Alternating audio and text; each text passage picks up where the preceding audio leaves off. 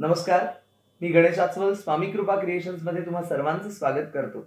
मित्रांनो, मार्च महिन्यात तुमच्यासाठी काय स्पेशल घेऊन यायचं असा विचार येत होता आणि निमित्तही तसंच आहे.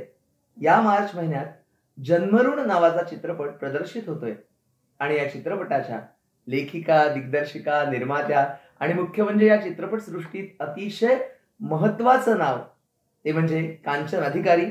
आपण कांचनताईंशी संवाद साधायला इथे आलेलो आहोत त्यांच्याच ऑफिसमध्ये जन्मऋणच्या निमित्ताने. तुमचं स्वागत आहे आमच्या चॅनलमध्ये. थँक्यू गणेश. मुळात पहिलाच प्रश्न हा आहे की जन्मऋण नावच खूप छान आहे आणि आपल्या प्रत्येकाच्या आयुष्यात काही ना काहीतरी ऋण असतं. तर हे नेमकं ऋण कसलं आहे? बेसिकली कसं आहे माहिती आहे का, आपण आपल्या मुलांना जन्म देतो, आपण त्यांचं संगोपन करतो, आपण त्यांना शिक्षण देतो, आपण बेसिकली त्यांना ह्या जगतात एक चांगला नागरिक म्हणून आपण त्यांना बनवतो. सो प्रत्येक माणसाचं मातृऋण, पितृऋण, तसंच गुरुऋण आणि समाज ऋण अशी ऋणं असतात आपली. आणि ह्याच कुठेतरी मुलं मोठी झाल्यानंतर त्यांना आपल्या मातृपितृ ऋणाचा कुठेतरी विसर पडताना आजकाल आपल्याला दिसतं की बाबा आपल्याला त्यांना असं वाटतं हे जे काय कमावलंय आज मी, हे सगळं मी कमावलेलं आहे, हे सगळं माझ्या स्वतःच्या बलबुत्यावरती मी कमावलेलं आहे. अरे पण तो बलबुता तुला मिळाला कुठून? तो मिळाला तुला तुझ्या एज्युकेशनमधनं. ते एज्युकेशन तुला दिलं कोणी? त्याच्यासाठी तुझा बाप दिवस रात्र किती राबत होता, त्याच्यासाठी तुझ्या आईने किती खस्ता खाल्ल्यात. म्हणतात ना की उंगली पकडकर तूने मुझे चलना सिखाया. सो ते तुम्ही जर विसरलात, आज तुमच्या तोंडात चारा कोणी घातला तेव्हा तुम्ही आज एवढे मोठे झालेला. आज तुमच्या पंखामध्ये बळ कोणी दिलं तर हे तुमच्या आई वडिलांनी दिलेलं असतं. आणि ते ऋण जे आहे ते प्रत्येक व्यक्तीवरती असतं. आजकालची मुलं असं पण बोलताना आपण बघतो की त्यात काय झालं की माझं केलं तर काय झालं त्यात. प्रत्येकच आईबाप आपल्या मुलांचं करत असतात, जरूर करत असतात.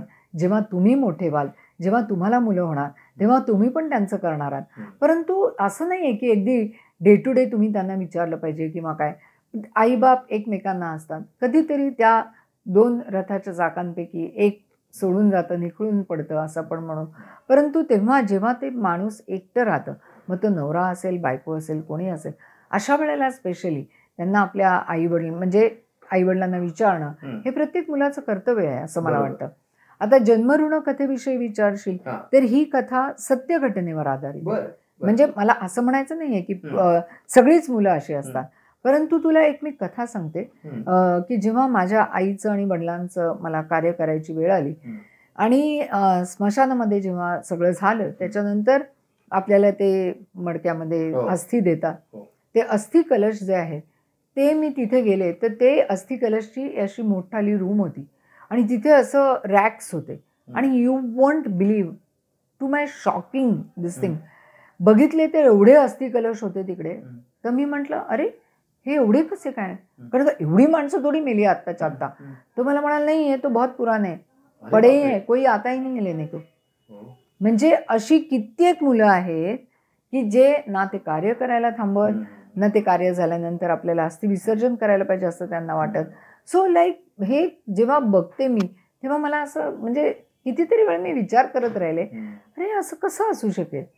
सो काही असतातच, उडदा माझी काळे गोरे आपण म्हणतो, परंतु त्याच्यामध्ये असं आहे की आपण किती कमावलेलं असलं तरी त्याच्या पाठीमागे आपल्याला आईवडिलांचा जो एक वरद असतं आपल्यावरती तो कधीही कोणी विसरून चालणार नाही. हे मला ह्याच्यातनं सांगायचं आहे. येस, खरोखरच तुम्ही आता जे सांगितलं की अस्थी न्यायला सुद्धा कोणी येत नाही. तर मुळात मग असं आहे का की आजची पिढी जी आहे, जी तरुण पिढी आहे ती कुठेतरी आत्मकेंद्रित झालेली आहे, मटेरियलिस्टिक झालेली आहे. तुम्हाला मटेरियलिस्टिक गोष्टीतलं सुख जरूर मिळतं, नाही असं नाही, परंतु ते अंतिम सत्य नाही, ते अंतिम सुख नाही. माणसाला माणसाची गरज असते.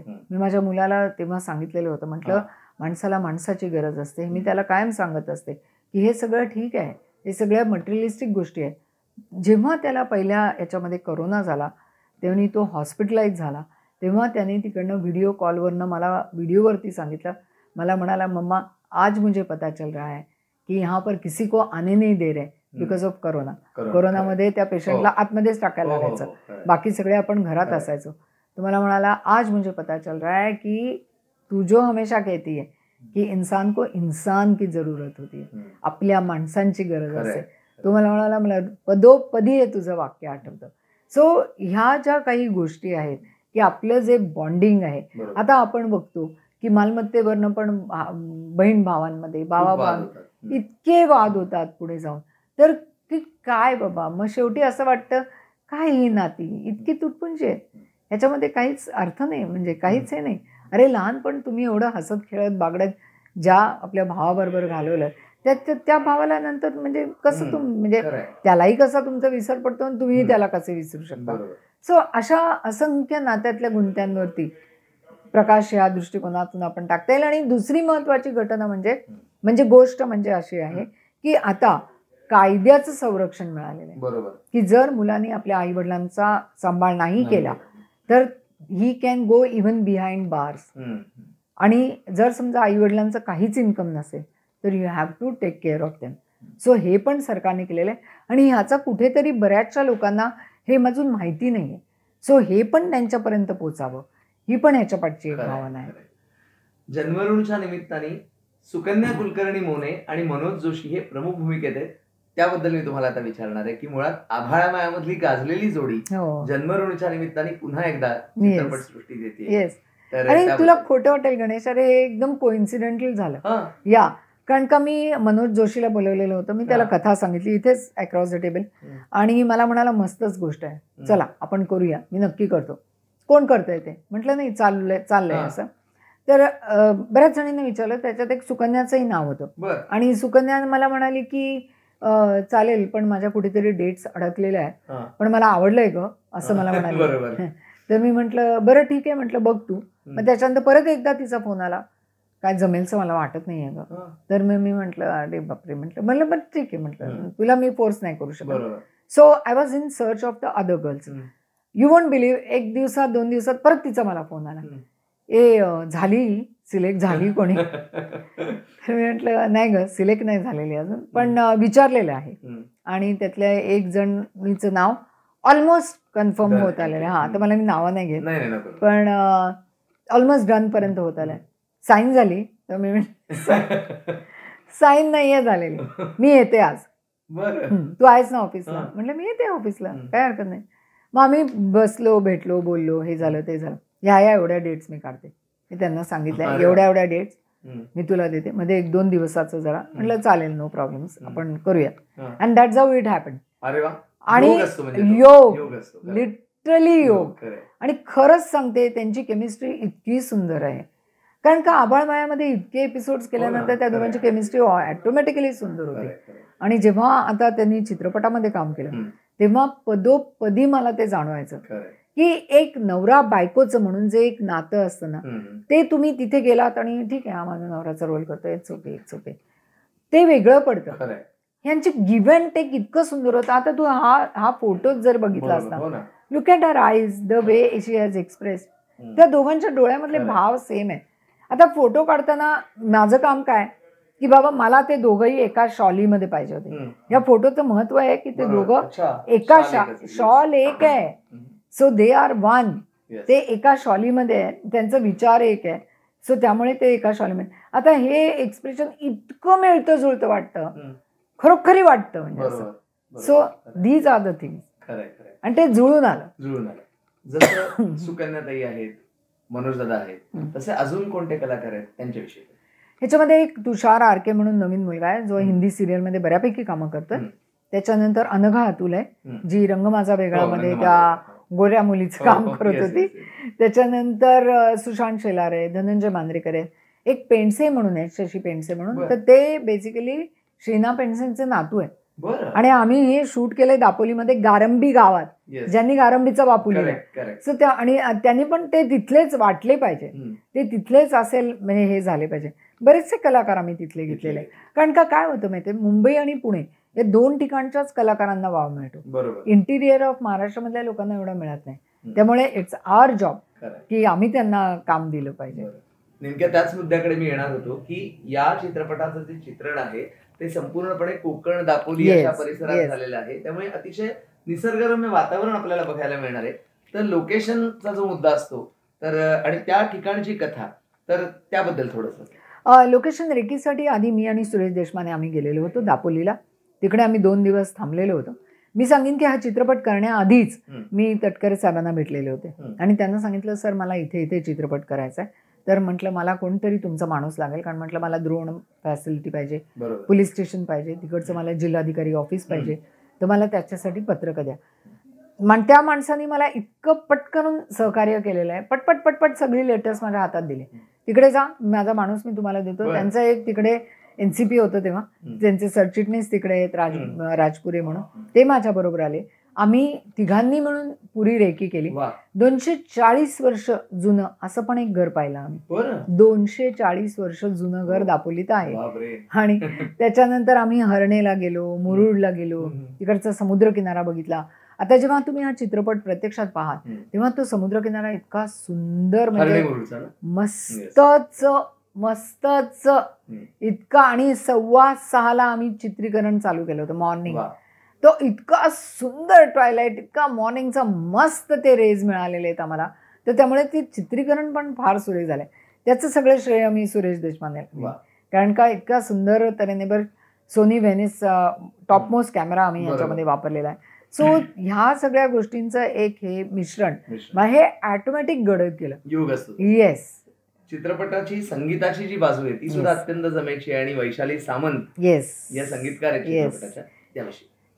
वैशालीचं आणि माझं नातं असं आहे की she is not Vaishali Samant for me, she is Vaishu for me. Okay. So मी तिला जेव्हा फोन करते तेव्हा सांगते, वैशू असं असं आहे, हा चित्रपट आहे आणि आपल्याला असं असं करायचं आहे, बोल कधी येतेस घरी. मग ती घरी येणार. येताना असं काय म्हणतात ते, कडबोळी, चकली, चिवडा, त्याच्यानंतर डिंकाचे लाडू वगैरे सगळं घेऊन येणार बाई. आणि मग मी तिला सांगणार सगळं बाजूला ठेव, आपण सिटिंग करतो आणि त्याच्यानंतर जेवायला हे आहे. सो लाईक आमचं बेसिक, मला असं वाटतं कुठेतरी ती जी प्रोसेस आहे ना चित्रीकरणाची, ती प्रत्येकाने एन्जॉय केली पाहिजे. मला मागे विजय तेंडुलकरजी म्हणालेले होते की कांचन, कुठलंही काम करशील ना तेव्हा ती प्रोसेस एन्जॉय कर. आणि ते इतकं खरं आहे असं मला वाटतं. वैशाली आली की आमचं असंच होतं सिटिंग्स. आणि मग मी तिला पहिल्यांदा भाव सांगते, गाण्याचा भाव काय आहे, की मला बरं काय सिच्युएशनमध्ये गाणं जाणार आहे. मला कुठेतरी अशी सवय आहे की मी म्हटलं तूच लिहित, कारण का मला मीटरमध्ये नाही लिहित आहे, पण मी लिहून ठेवते काय ना काहीतरी. त्याच्यानंतर असंख्य शब्द काढून ठेवते. म्हटलं हे बघ, हे सगळे शब्द आहेत, हे शब्द आले पाहिजेत त्याच्यात.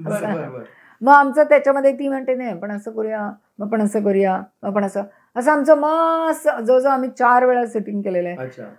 मस्त 2-2, 3-3 तासाचं, 3.5 तासाचं असं. आणि काय क्रिएटिव्ह म्हटल्यावरती हा त्याच्या पुढे काही नाही. बरं, याच्यामध्ये दुसरा आवाज कोणाचा घ्यायचा, तर मी जरा आग्रही होते. म्हटलं नाही, सुदेश भोसलेच पाहिजेत, कारण का कसं आहे, हा आवाज मॅच झाला पाहिजे मनोज जोशींच्या कॅरेक्टरला. सो कुठेतरी त्या वयाचा आवाज. आणि मला नेहमी असं वाटतं की सुदेश भोसलेचा आवाज मला रिमाइंड करतो किशोर कुमार सॅड सॉंग्स ते जे असतात ना, त्यांच्या ते ऑर्केस्ट्रामध्ये नेहमी गातात आणि तो मी ऐकलेला आहे. आणि त्याच्यावरनं मी म्हटलं नाही यार, या माणसाला असं गाणं का कोणी दिलं नाही आतापर्यंत. कायम आपले जुम्मा चुम्मा असं उडती उडतीच गाणे असतात. तर म्हटलं तसं नाही, हे गाणं मिळालं पाहिजे. आणि अक्षरशः सोनं केलंय दोघांनी या गाण्याचं. अप्रतिम गायलेलं आहे. याच्यामध्ये एकच गाणं आहे, बॅकग्राऊंडला येतं ते. आणि पण त्या भावना सगळ्या हा कथेला पुढे नेणार असं गाणं आहे. मग आता या महिन्यात म्हणजे मार्च महिन्यात चित्रपट प्रदर्शित होत असेल, पण मुख्य म्हणजे जागतिक महिला दिन सुद्धा 8 तारखेला आहे. आणि त्यानिमित्ताने आपला चॅनल बघणाऱ्या ज्या महिला वर्ग आहेत आणि तुम्ही एक या क्षेत्रामध्ये स्वतःची वेगळी ओळख अनेक वर्षांपासून निर्माण केली, तर त्या महिलांसाठी काय सांगाल? जागतिक महिला दिनाच्या सर्वप्रथम आपणा सर्वांना हार्दिक हार्दिक शुभेच्छा. मी असं म्हणेन की आजकाल महिला या सर्वच आघाडीवरती आहेत. म्हणजे मी असं चित्रपट क्षेत्रात असो, पॉलिटिकल क्षेत्र असो, समाजकारण असो, इवन किचनमध्ये पण पूर्वी तरला दलाल होत्या, आता मधुराज रेसिपीज वगैरे सगळ्या भरपूर रेसिपीज आपल्याला करताना दिसतात. फॅशन डिझायनिंग असो, इवन मेकअप असो, हेअर असो, काही असो, किंवा इवन अगदी चंद्रावर जाणं असो. सो म्हणजे कुठलंही क्षेत्र आता महिलांसाठी वेगळं असं हे अनटच्ड आहे अजून, असं राहिलेलं नाही. पायलट्स आहेत, अलका कुबलची मुलगी पायलट आहे. So which is very creditable. आणि आम्हाला सगळं हे बघितलं की खरंच खूप आनंद होतो. परंतु ह्याची बीजं ज्यांनी रोवली त्या म्हणजे सावित्रीबाई फुले. त्यामुळे त्यांचं संस्मरण करून आपण हा जागतिक महिला दिन साजरा करूया. तसंच आनंदीबाई जोशी यांचं पण आपण इथे संस्मरण करूया. आपल्यासारख्या अशा असंख्य महिलांना मी एकच सांगू इच्छिते की कुठलंही क्षेत्र असू दे, परंतु त्या क्षेत्रामध्ये तुम्ही सतत प्रयोगशील राहा, सतत काही ना काहीतरी करत राहा आणि तुमचे एफर्ट्स आहेत ना ते कधीही वाया जाणार नाही. कारण हार्डशिपला पर्याय नाही, त्यामुळे हार्ड वर्क हे करावंच लागतं. खूप चांगला संवाद झालाय, चांगल्या गप्पा झाल्या आपल्या. आणि जन्मरोळीसाठी स्वामी कृपा क्रिएशन्स कडनं खूप खूप शुभेच्छा देतो. Thank आणि you. आपण प्रेक्षकांना सुद्धा सांगूया की आपल्या जवळच्या चित्रपटगृहात मार्च महिन्यात जेव्हा हा चित्रपट प्रदर्शित होईल तेव्हा चित्रपट नक्की बघा. आणि मुख्य म्हणजे जे आता कांचनताईंनी आपल्याला सांगितलं की भावना महत्वाच्या आहेत, संवाद महत्वाचा आहे, त्या पद्धतीने विचार करून चित्रपटाबद्दलचे अभिप्राय आणि अर्थातच आमच्या व्हिडिओबद्दलचे अभिप्राय नक्की कळवा. आमच्या चॅनलला सबस्क्राईब करा, व्हिडिओला लाईक करा, शेअर करा.